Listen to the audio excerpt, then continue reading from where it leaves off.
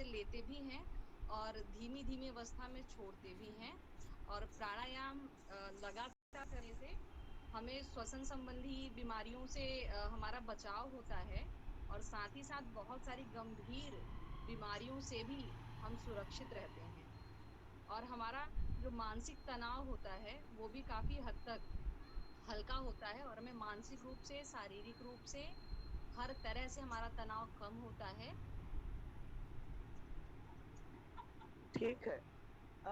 प्राणायाम जैसा इसका नाम आप सुन रहे हैं ना, प्राणों जी, का आयाम। जी, ठीक है। एक बार हमने और चर्चा की थी तो ये बताया था कि मानव शरीर में 5 प्रकार की वायु है। ठीक है। जी, प्राण, उसमें सबसे पहला है प्राण, अपान, व्यान, उदान और समान।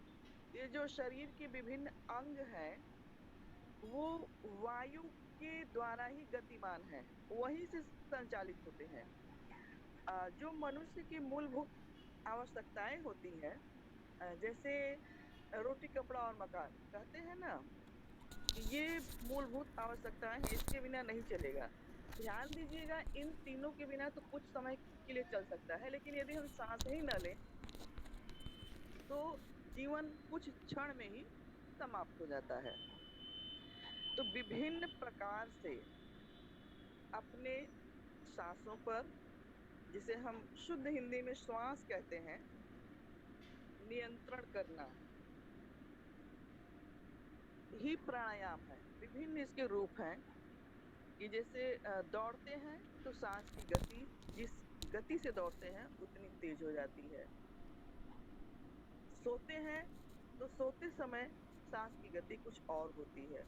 चलते हैं तो कुछ और होती है।